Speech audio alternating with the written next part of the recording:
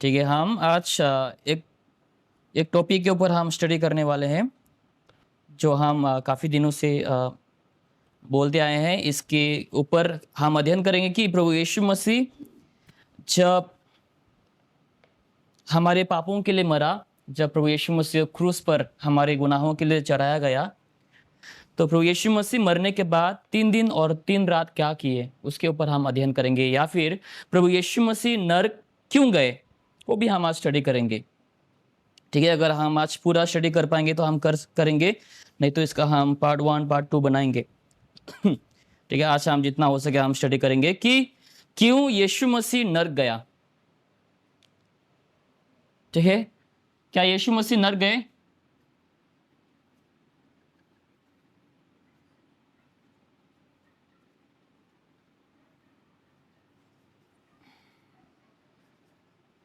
इसके ऊपर हम आज चर्चा करेंगे कि यीशु मसीह क्या वाकई में नरक गया। नरक में कौन जाते हैं? पापी लोग जाते हैं। नरक में जाने के बाद पापी लोग का हालत क्या होता है? वो जलते हैं, वहां पर चिल्लाते हैं, शोर मचाते हैं। शोर मचाते हैं यानी कि उन लोग दर्द के कारण उन लोग क्या करते हैं? उस समय चिल्लाते हैं। जब कोई मरता है, जब कोई हॉस्पिटल में भी रहता है, लोग दर्द में जब होते हैं, हर कोई चिल्लाते हैं, हर कोई रोते हैं। तो वही हालत होता है जब लोग नरक में जाते हैं। तो प्रभु यीशु मसीह क्यों नरक गया? क्या यीशु मसीह पापी है? क्या यीशु मसीह ने कुछ गुनाह किया जो यीशु मसीह को नरक में जाना हुआ? बाइबल में लिखा है, और ऐसे कई सारे प्रचारक भी है। अगर आपको करनी तो नहीं चाहिए यूट्यूब पर सर्च वगैरह, लेकिन ऐसे प्रचारक है जो कई सारे लोग कहते हैं कि प्रभु यीशु मसीह नरक में गया और वो 3 दिन और 3 रात तक नरक में जलता रहा हमारे पापों के लिए, और यीशु मसीह वहां से नया जन्म पाकर वापस से उठकर आया। ठीक है, ऐसे कई सारी शिक्षाएं हैं जहां पर कहा जाता है कि यीशु मसीह नरक में गया, वहां पर यीशु मसीह 3 दिन और 3 रात तक नरक में जला। इससे क्या साबित होता है पता है? कि यीशु मसीह पापी है।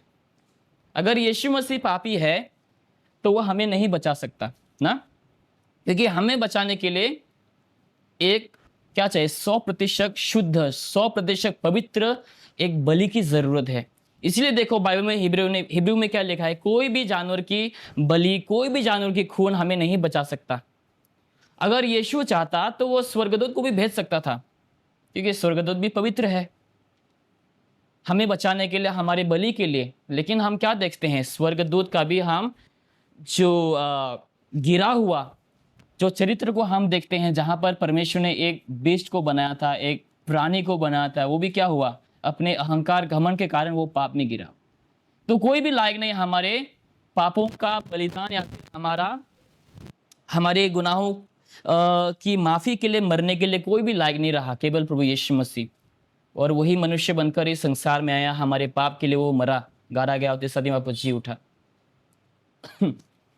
तो यीशु मसीह क्यों नर गया, वो आज हम देखेंगे। काफी सारे लोग ये भी कहते हैं कि बहुत सारे ऐसे रॉन्ग डॉक्ट्रिन है, जैसे अगर हम भारत से बाहर भी अगर लेंगे, चाइना में हो गया, साउथ कोरिया में हो गया, जहाँ पर ऐसी शिक्षा को फैला जाता है कि प्रभु यीशु मसीह हमारे लिए और दुख और कष्ट को सहेंगे, यीशु मसीह हमारे लिए और क्या करेंगे? हमारे पापों के लिए दुख उठाएगा। और ऐसी भी शिक्षा है जहाँ पर कहा जाता है यीशु मसीह नर गया और वह हमारे पापों के लिए मरा, यानी कि हमारे पापों के लिए वो नर्क में जाकर वो 3 दिन और 3 रात तक जला। देखेंगे हम बाइबल में क्या लिखा है। रोमियो में हम खोलेंगे। ठीक है, तो हम थोड़ा इसको धीरे धीरे हम स्टडी करेंगे, हम ज़्यादा जल्दबाजी नहीं करेंगे, क्योंकि यहाँ पर बहुत सारे डीप स्टडी है। ताकि इसको हम धीरे धीरे स्टडी करने के लिए कोशिश करेंगे, ताकि हमें कोई भी गलत फहमी ना हो, और ताकि हम हर किसी को समझ में आ सके। रोमियो अध्याय 6। पहले हम हमारे मन से ये दूर कर लेंगे बाइबल से कि यीशु मसीह बार बार नहीं मरेंगे। यीशु मसीह एक ही बार हमारे लिए दुख और कष्ट को सहा, बार बार नहीं। पहला वचन हम देखेंगे, वर्स नंबर 9 में देखो।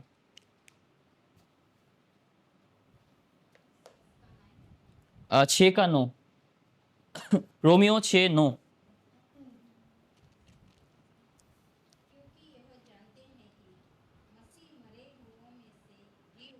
हम्म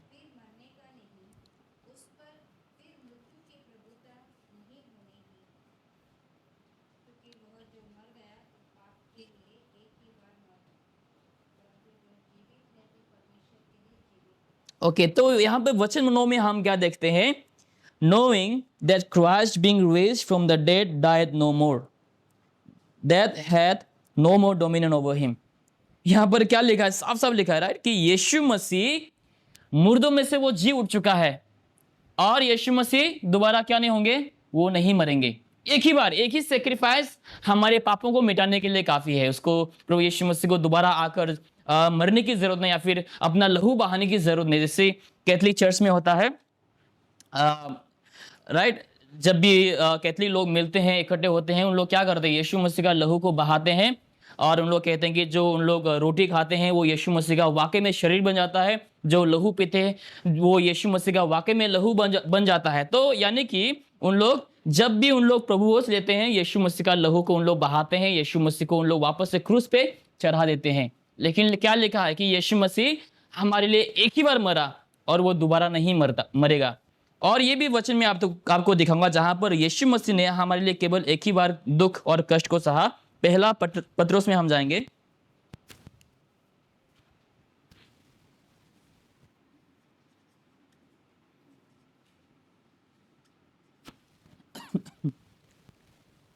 फर्स्ट पीटर चैप्टर 3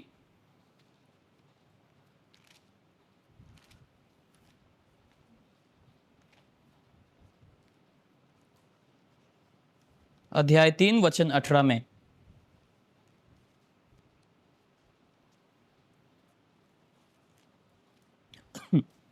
क्या लिखा है? कोई पढ़ सकता है?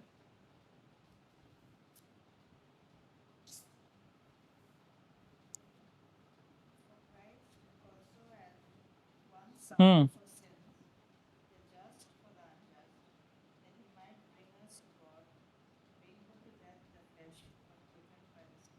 हम्म कितना बार यीशु मसीह? एक ही बार राइट। यीशु मसीह ने हमारे लिए केवल एक ही बार दुख और कष्ट को सहा, बार बार नहीं। हमारे लिए यीशु का लहू, यीशु का मृत्यु एक ही बार काफी रहा हमें बचाने के लिए। यीशु मसीह ने हमारे लिए एक ही बार दुख और कष्ट को सहा क्रूस पर। जब यीशु मसीह ने हमारे लिए क्रूस को उठाया, हमारे लिए मार खाए, हमारे लिए मारा गया, यीशु मसीह ने एक ही बार किया, बार बार उसको करने की जरूरत नहीं। ओके, ये क्लियर हो गया कि यीशु मसीह केवल एक ही बार मरा, और ये भी क्लियर हुआ कि यीशु मसीह ने हमारे लिए केवल एक ही बार दुख और कष्ट को सहा। इसमें कोई दूसरा संदेह नहीं। अगर कोई बोलेंगे नहीं नहीं, यीशु मसीह नर्क में गया, नर्क में जाके हमारे लिए वो मरा वापस से, यीशु मसीह नर्क में जाकर हमारे लिए वापस से जला, बाइबल में क्या लिखा पता है? जो नर्क जाते हैं उसके लिए दूसरा मृत्यु है। देखो ये वचन में, रेवलेशन में खोलो मेरे साथ, क्योंकि जो नर्क में जाते हैं वो दोबारा मरते हैं। पहले हम कब मरते हैं? हमारा आत्मिक तौर से जब हम यीशु से हम दूर हो जाते हैं, या फिर हम जब शारीरिक तौर से मरते हैं। सेकेंडली हम तब मरते हैं जब हम परमेश्वर के साथ हमेशा हमेशा के लिए हमारा रिश्ता खत्म हो जाता है। रेवलेशन, प्रकाशित वाक्य अध्याय इसमें देखो, जहां पर लिखा है सेकेंड डेथ, चैप्टर 20 शायद से।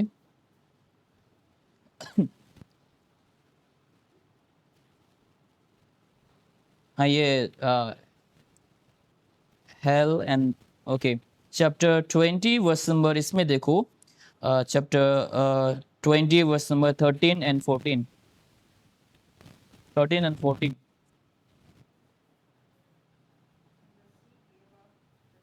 हम्म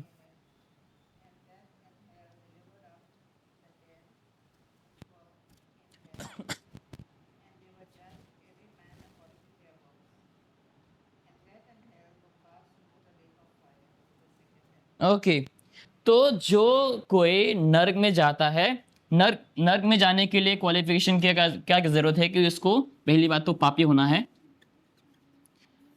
ओके, पहला नंबर पे जो नर्क जाते हैं, कौन जाते हैं नर्क में? पापी जाते हैं। ओके, दूसरी बात, नर्क में कौन जाते हैं?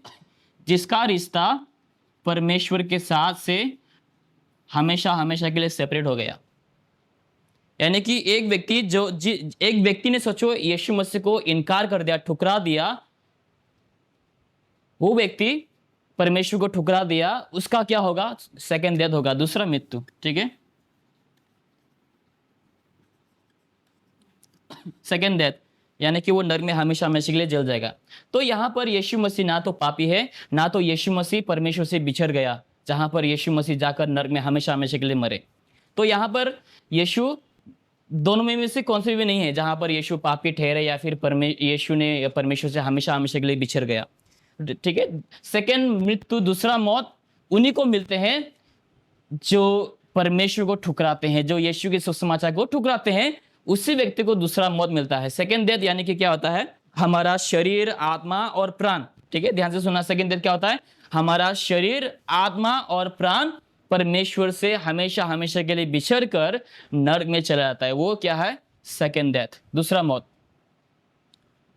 ठीक है, वो है सेकंड डेथ, जहां पर हमारा आत्मा, शरीर और प्राण तीनों ही परमेश्वर से बिछड़कर हमेशा हमेशा के लिए नरक में चला जाता है। That is called second death. Okay, Bible के अनुसार। तो यहां पर हमने देखे दो वचन जहां पर यह साबित होता है कि यीशु मसीह एक ही बार मरा और वो दोबारा नहीं मरता। यीशु ने हमारे लिए एक ही बार दुख और कष्ट को सहा, दोबारा वो दुख कष्ट नहीं सहेगा, क्योंकि हमारे उद्धार के लिए एक ही बार वो काफी है। तो अभी हम देखेंगे कि यीशु मसीह क्यों नरक में गया, क्या वजह थी, क्यों यीशु मसीह नरक में गया। ओके, पहला पत्रुस में हम जाएंगे, फर्स्ट पीटर। अगर आप ध्यान देंगे इसमें तो आप समझ पाएंगे। ओके, क्योंकि हम जो भी बोलेंगे, जो भी हम बात करेंगे आज, सब बाइबल में से हम करेंगे, क्योंकि इसके ऊपर भी बहुत से लोग गलत शिक्षा को बोलते हैं। और ये जब गलत शिक्षा यहाँ से प्रचार होता है, क्या इससे क्या साबित होता है पता है? साफ साफ होता है कि यीशु मसीह परमेश्वर नहीं है, यीशु मसीह 100% पवित्र नहीं है। इससे ये साबित होता है जब लोग कहते हैं कि यीशु मसीह नरक में जाकर 3 दिन 3 रात तक जला मरा और वो बोर्न अगेन हुआ। देखिए, बोर्न अगेन का भी शब्द किया जाता है, जहाँ पर यीशु कहता है यीशु जला 3 दिन और 3 रात और यीशु मसीह नया जन्म यीशु ने पाया। इससे क्या साबित हो रहा है? यीशु मसीह पापी था, नरक में जला वो अपने गुनाहों के खातिर या फिर हमारे गुनाहों के खातिर, बाद में वो नया जन्म यीशु ने प्राप्त किया। इससे ये साबित हो रहा है कि यीशु मसीह पापी था और बाद में यीशु ने नया जन्म लिया, तब जाकर वो परमेश्वर बना। राइट, इससे क्या हो रहा है कि वो यीशु सत्य यीशु नहीं है, सच्चा यीशु नहीं है। वो यीशु कुछ और या फिर किसी और का यीशु है, बाइबल का यीशु नहीं हो सकता, क्योंकि हमारा बाइबल का यीशु वो परमेश्वर था, सदा वो परमेश्वर रहेगा ना। और वो मनुष्य बना, एक ही बार वो मरा, एक ही बार दुख कष्ट को सहा। ओके, पहला पत्रुस, फर्स्ट पीटर। अभी हम आगे जाएंगे, अभी हम धीरे धीरे और गहराई में जाएंगे। देखो, अभी हम पहला कारण देखेंगे कि प्रभु यीशु मसीह नरक में क्यों गया। पहला पीटर चैप्टर 3 वर्स नंबर 19, गौर से देखना, कोई जोर से पढ़ना, Hindi English. First Peter 3:19।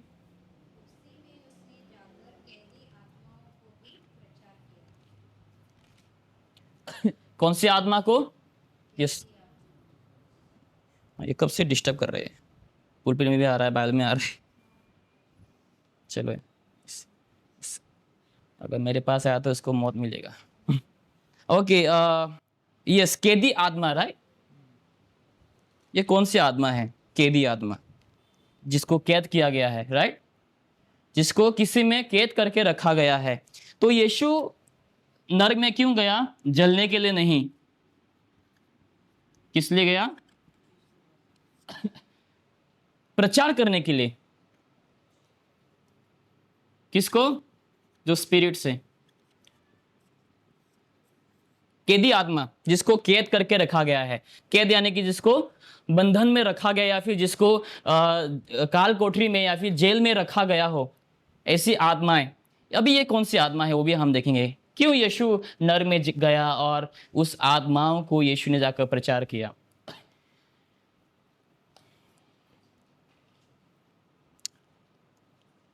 Okay, मैं निकालता हूँ पहले, मैंने अभी तक वो वचन नहीं निकाला। 1 Peter 3:19, राइट? ओके, लिखा है by which also he went and preached unto the spirits in prison. Verse 20 में देखो, वर्स 20। हम्म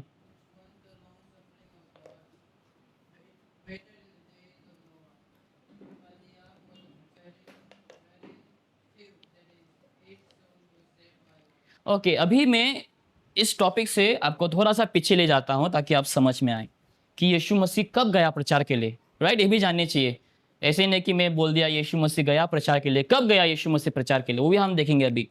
तो यहाँ पर हम हर कोई जानते हैं कि यीशु मसीह हमारे पाप के लिए क्रूस पर मरे, अपने पाप के लिए नहीं। जैसे दूसरा कुरिन्थियों 5:21 में जब हम पढ़ते हैं, वहां पर क्या लिखा है कि यीशु मसीह हमारे लिए पाप बना ताकि परमेश्वर का धार्मिकता हम पर आए। यानी कि यीशु मसीह हमारे पापों को उठाकर क्रूस पे मरा ताकि हमारे जो अधार्मिकता या फिर जो हमारे गुनाह, हमारे ऊपर जो परमेश्वर का श्राप था, वो ताकि यीशु के मृत्यु के द्वारा वो क्या हो सके, समाप्त हो सके हमारे जीवन से। ठीक है, ये क्लियर? तो यीशु मसीह हमारे लिए गुनाहों के लिए मरा, और जैसे ही प्रभु यीशु मसीह मरा, देखो एक वचन में आपको दिखाऊंगा।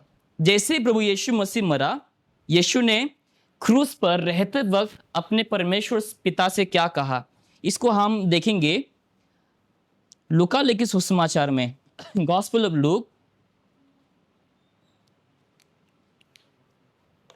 Gospel of look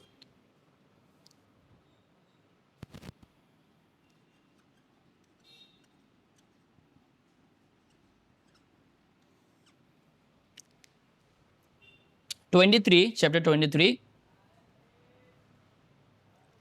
Gospel of Luke chapter 23, verse number 46.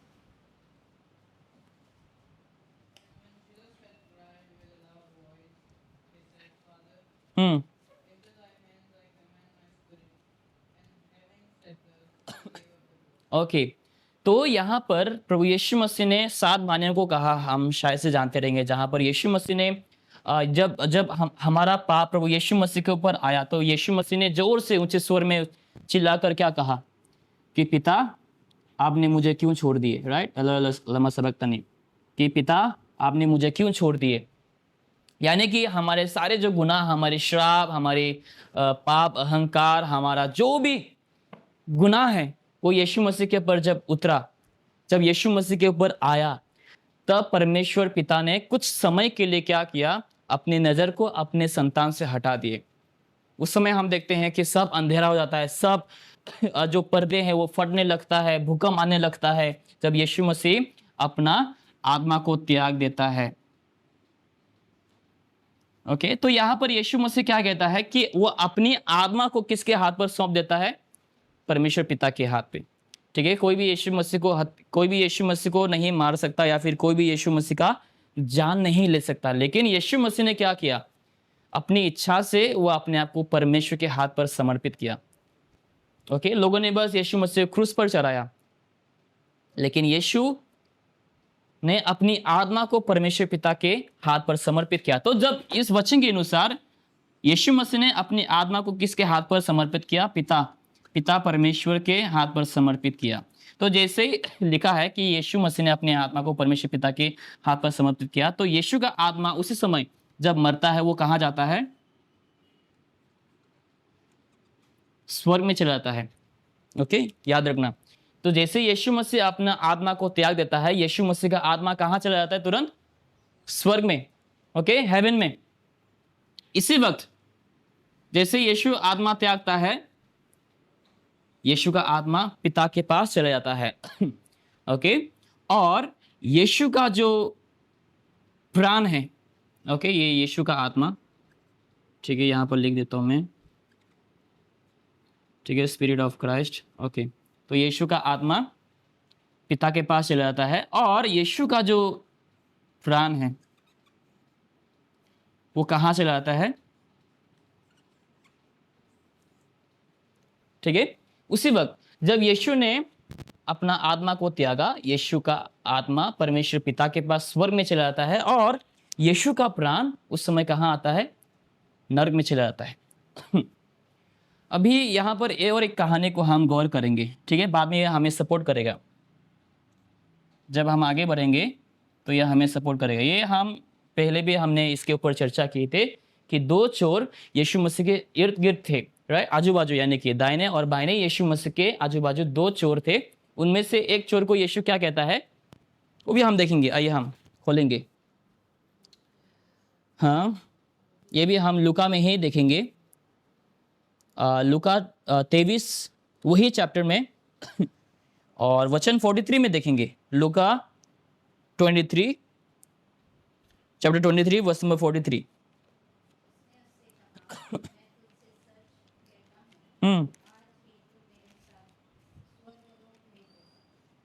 हाँ, अगर कोई भी कन्फ्यूजन है तो पूछना, ओके? ताकि कोई भी मिसअंडरस्टैंडिंग ना रहे किसी की भी। अगर डाउट है तो तुरंत पूछने का, अगर जवाब है तो बताएंगे, अगर जवाब नहीं है तो स्टडी करेंगे, अगले हफ्ते फिर बताएंगे। ओके, यहाँ पर क्या लिखा गया है कि यीशु मसीह ने क्या कहा कि आज ही, और एक बार सिस्टर जोर से।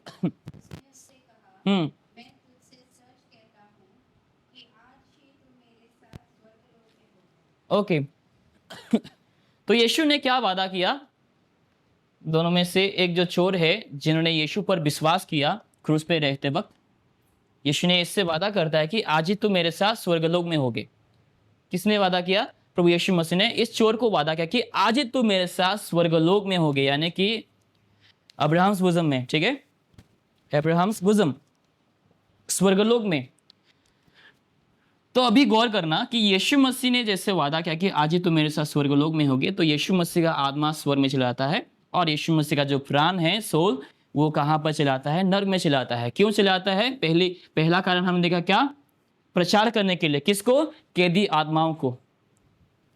तो यीशु मसीह चलाता है इन कैदी आत्माओं को बोलने के लिए या फिर प्रचार करने के लिए। तो अभी हम गौर करेंगे कि ये कैदी आत्माएं कौन थे, कहाँ थे, कौन से समय के कैदी आत्माएं, और ये सब जो आत्माएं हैं वे कौन है? क्या वो इंसान है, शैतान है, स्वर्गदूत है, या फिर कोई और क्या कह सकते हैं, बीस्ट है? कौन से समय का ये स्पिरिट है? इसको भी हम देखेंगे। ओके, हाँ, oh yes yes, will come there. हम उसमें भी आएंगे बाद में, हम उसको हम वचन को देखेंगे। ओके, तो अभी के लिए हम इसके ऊपर स्टडी करेंगे, स्पिरिट। तो यीशु मसीह, जैसे सिस्टर बोल रहे थे, क्या ऐसा वचन है जहाँ पर लिखा है कि यीशु मसीह का प्राण या फिर यीशु मसीह नर्क में गया? वो भी हम देखेंगे। ओके, पहले हम इसके ऊपर गौर करते हैं कि कौन से आत्मा के बारे में बाइबल में कहा गया है, लिखा गया है। ओके, आइए हम पुराने नियम में आ जाएंगे। पुराने नियम का पहला पुस्तक कौन सा है? Genesis, right? उत्पत्ति। उत्पत्ति अध्याय 6 में आएंगे हम। उत्पत्ति अध्याय 6, जेनेसिस चैप्टर 6।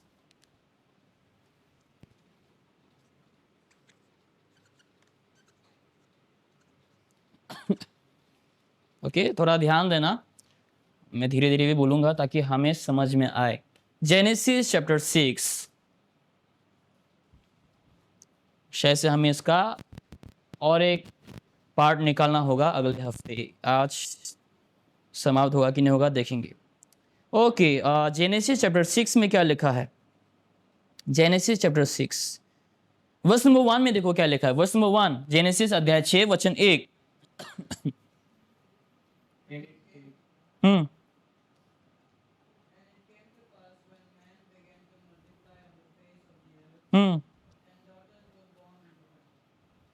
ओके, तो आप लोग समझ गए कौन से समय के कहानी है या फिर कब की कहानी है, जहां पर नोआ के बारे में, नोआ के समय का। ओके ओके, वर्स नंबर 2 में देखो क्या लिखा है, वचन 2 में। ओके, पहले हमें यहाँ क्या गौर करना चाहिए, कौन किसके बारे में? सन्स ऑफ गॉड लिखा है, राइट? तो इसको भी हम थोड़ा गौर करेंगे, सन्स ऑफ गॉड। ओके, आगे। हम्म। हम्म। ओके। अगर हम आइज़ाया चैप्टर 6 में अगर हम पढ़ते हैं, वहां पर नॉट ओनली आइज़ाया चैप्टर 6, इवन अगर हम जोब में भी पढ़ते हैं, वहां पर हम सन्स ऑफ गॉड के बारे में जब हम स्टडी करते हैं, इवन आयुब में और यशाया के पुस्तक में जो सन्स ऑफ गॉड है वो कौन है? ओके, एंजल्स, स्वर्गदूत। ठीक है, ये सन्स ऑफ गॉड जो है वो स्वर्गदूत के बारे में लिखा गया है। स्वर्गदूत यानी कि फॉलन एंजल्स के ऊपर। ठीक है, तो जब सन्स ऑफ गॉड लिखा रहता है बाइबल में, कहीं सारे जगहों में लिखा है, कोई कोई अच्छे स्वर्गदूत के ऊपर लिखा गया है, और ऐसे कहीं सारे जगह हैं जहां पर बुरे स्वर्गदूत यानी कि जहां पर आप जब कहानी पढ़ेंगे या फिर संदर्भ जो कॉन्टेक्स्ट होगा उसके ऊपर जब अध्ययन करेंगे, आपको पता चल जाएगा कि वो स्वर्गदूत या फिर जो सन्स ऑफ गॉड लिखा है वो अच्छे स्वर्गदूत हैं या फिर बुरे स्वर्गदूत के या फिर फॉलन एंजल्स के बारे में लिखा गया है। तो आप जब संदर्भ को देखेंगे या फिर कॉन्टेक्स्ट को जब आप देखेंगे, आपको पता चलेगा। तो यहाँ पर हम क्या देख रहे हैं? सन्स ऑफ गॉड यानी कि ये फॉलन एंजल्स के बारे में लिखा गया है। ओके, देखो आगे क्या लिखा है। वर्स नंबर 3 में देखो क्या लिखा है। वर्स नंबर 3 परमेश्वर क्या कहता है यहाँ पर? परमेश्वर यहोवा,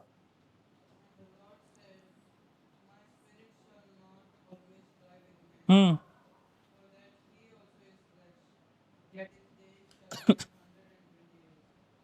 यहां पर हमें जाननी चाहिए कि स्वर्गदूत को परमेश्वर ने क्यों बनाया?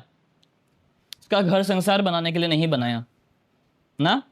परमेश्वर ने स्वर्गदूत को बनाया ताकि वो परमेश्वर की क्या कर सके? आराधना कर सके। वह स्वर्गदूत का और एक काम है, एंजल यानी कि क्या है? मैसेंजर, यानी कि जो संदेश को भेजना या फिर संदेश को जाकर बोलना। जैसे हम गैब्रियल के बारे में देखते हैं, राइट? गैब्रियल एंजल आया जहां पर उसने संदेश को आकर दिया मरियम को, यूसुफ को, और ऐसे कहीं सारे जो डैनियल है। ओके, तो ऐसे कहीं सारे जो दर्शन है या फिर जो मैसेज है, परमेश्वर किसके द्वारा भेजता है? स्वर्गदूत के द्वारा भेजता है। तो स्वर्गदूत का काम क्या है? परमेश्वर का आराधना करना, परमेश्वर की स्तुति करना, गीत गाना और मैसेज को डिलीवर करना, ये स्वर्गदूत का काम है। लेकिन यहाँ पर सन्स ऑफ गॉड जो हम देखते हैं, जो स्वर्गदूत एक समय था जो लूसीफर के पीछे पीछे उन लोग गए, यानी कि उन लोग भी पाप में गिरे। परमेश्वर ने उन सब सारे लूसीफर और ऐसे कई सारे स्वर्गदूत थे जिसको परमेश्वर ने स्वर्ग से धकेल कर बाहर फेंक दिया। क्यों? क्योंकि वे सब ने क्या किए? ना केवल लूसीफर ने ऐसा नहीं किया कि लूसीफर ने घमंड किया तो परमेश्वर ने केवल लूसीफर को फेंका, नहीं, उसके पीछे पीछे फॉलोवर भी काफी सारे थे जो अभी फॉलन एंजल्स हैं, जिसको हम डीमंस कहते हैं। क्या कहते हैं? डीमन, जैसे दुष्ट आत्माएं। जैसे आज कैरिस्मेटिक चर्च में भी क्या देखते हैं? हम डीमंस देखते हैं, जहां पर लोगों के अंदर क्या होते हैं? लोग चिल्लाते हैं, राइट? लोग चिल्लाते हैं, गुलाटी मारते हैं, रोलिंग ऑन द फ्लोर होता है, जहां पर कहा जाता है देखो आत्मा आया। सच में आत्मा आता है। वो कौन सी आत्मा? फॉलन एंजल, डीमन, शैतान की आत्मा। ओके, हर जगह लूसीफर नहीं रह सकता। लोग बोलते रहे यहाँ पर भी लूसीफर को बांध रहा है, वहां पर भी लूसीफर का। न जाने दिन में हमारे भारत में कितने सारे मीटिंग होते हैं और हर जगह में लूसीफर को बांधा जाता है। तो याद रखनी चाहिए, लूसीफर एक ही है, 5-6 लूसीफर नहीं है, एक ही लूसीफर है ना। बाइबल में एक ही लूसीफर है। वो कौन है?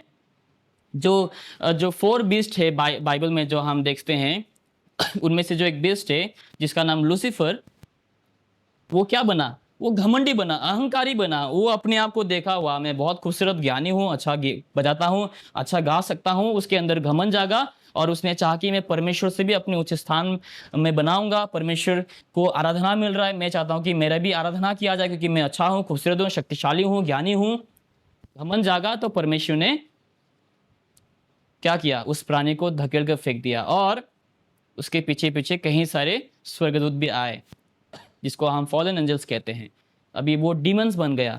तो इनमें से फॉलन एंजल्स में से कुछ ऐसे स्पिरिट थे, कुछ ऐसे सन्स ऑफ गॉड थे या फिर फॉलन एंजल्स थे जिन्होंने क्या किया? देखो, यहाँ पर ऐसा मत सोचना कि सब फॉलन एंजल्स ने किया, नहीं, लेकिन कुछ ऐसे फॉलन एंजल्स थे जिन्होंने ऐसे घिनौने परमेश्वर के खिलाफ काम किया। वर्स नंबर 4 में देखो, वर्स नंबर 4। हम्म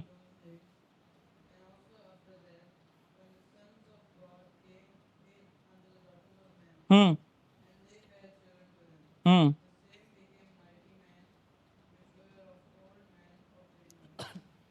देखो, हम पिछले हफ्ते को नहीं, पिछले हफ्ते से पहले हमने जो स्टडी किए थे, जहां पर हमने ये अध्ययन किया था कि परमेश्वर ने केवल मेल एंड फीमेल बनाया ना, केवल पुरुष और स्त्री को बनाया ताकि उन लोग के बीच में संबंध बने और क्या बच्चा हो, ताकि वो बच्चा पैदा हो सके। लेकिन जब ये सन्स ऑफ गॉड यानी कि जो फॉलन एंजल्स ने जब कुछ औरतों को अपना पत्नी बनाया, फिर उन लोग के साथ जब उन्होंने गलत काम किए, क्या पैदा हुए पता है? हम जैसे साधारण इंसान पैदा नहीं हुए। हाँ, शूरवीर। क्या, कौन से वीर? शूरवीर। ऐसा कुछ सुनाई दिया मुझे। आज शूरवीर मतलब जो ताकतवर होते हैं, ऐसा कुछ, राइट? ओके। हम्म हाँ, ओके। हिंदी में ऐसा लिखा है, शूरवीर, दानव लिखा है ना हिंदी में, हाँ। ओके। तो जब ये जब फॉलन एंजल्स ने जब डॉटर्स ऑफ मैन, ठीक है, यानी कि जो कन्याओं के साथ जिन्होंने रिश्ता बनाए फॉलन एंजल्स, उसमें से जब बच्चा पैदा हुआ, हम जैसे साधारण बच्चे पैदा नहीं हुए उस समय। तो अभी हम देखते हैं, राइट, बच्चा पैदा होता है, हम हमारे जैसे नॉर्मल बच्चा पैदा होते हैं, लेकिन तब के बच्चे ऐसे नहीं हुए, शक्तिशाली बच्चे। किसी किसी के बाद पूंछ निकला, किसी किसी के बाद जानवर का फेस जैसा दिखने लगी, किसी किसी का आधा इंसान का शरीर, आधा जानवर का शरीर। एबनॉर्मल बच्चा पैदा हुए, हम जैसे साधारण इंसान बच्चा पैदा नहीं हुए उस समय। ठीक है, ये हंसने वाली बात है, इसमें बहुत सारी डीप स्टडी है अगर हम की जाए। अभी हम हिंदू देवी देवताओं के ऊपर भी अगर हम चाहे तो आ सकते हैं वहाँ पर, ठीक है, लेकिन हमें आने की वहाँ पर ज़रूरत नहीं। लेकिन हाँ, इसके द्वारा क्या हुआ, जब फॉलन एंजल्स ने जब रिश्ता बनाया इंसान के बेटियों के साथ, तब क्या पैदा हुए? दानव पैदा हुए। ठीक है, अभी जो आर्कियोलॉजी लोग होते हैं, जो खोजबीन करते हैं ज़मीन के नीचे दफनाया गए हड्डी वगैरह, लोग, बहुत से लोग ऐसे करते हैं जहाँ पर लोग ढूंढ निकालते हैं हड्डियाँ, जो साधारण इंसान के जैसे हड्डी नहीं होते हैं, जो इतना हमारा, ये देखो यहाँ से यहाँ तक हड्डी होते हैं हाथ का, लेकिन वे काफ़ी लंबे लंबे, करीबन 15-20 फीट तक लंबे लंबे इंसान। ठीक है, जहाँ पर लोगों ने ढूंढ निकाले, और ये सच बात भी है बाइबल के अनुसार। तो ऐसे दानव पैदा हुए जो काफ़ी, हाँ, शूरवीर लिखा है हिंदी में। हाँ हाँ, शूरवीर मतलब वही ताकतवर इंसान होते हैं, हाँ। ओके। तो ऐसे दानव पैदा हुए जो काफ़ी मजबूत रहे।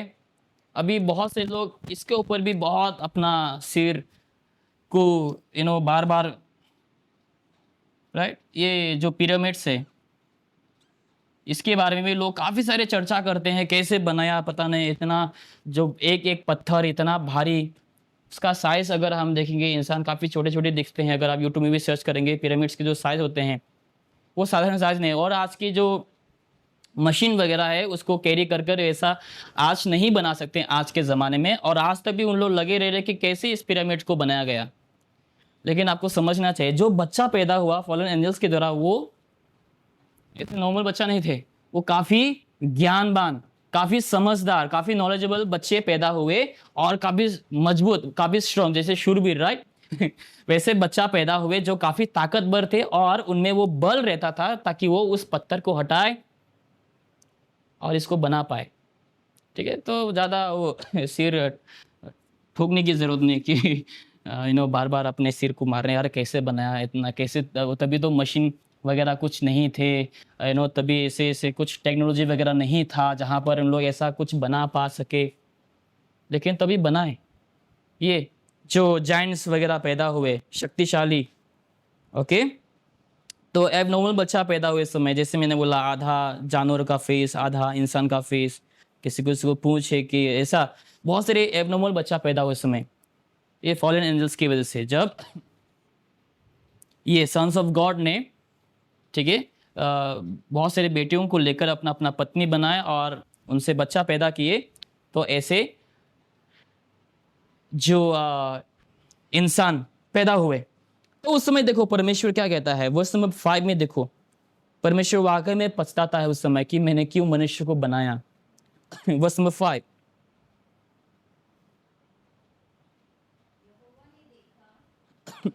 हम्म हम्म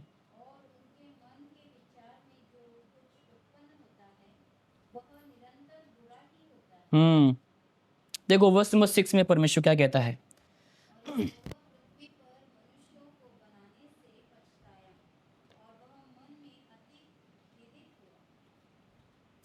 ठीक है, परमेश्वर मनुष्य को बनाने से पछता रहा है यहाँ पर, क्यों मैंने क्यों मनुष्य को बना दिया ना, क्योंकि मनुष्य का बुराई,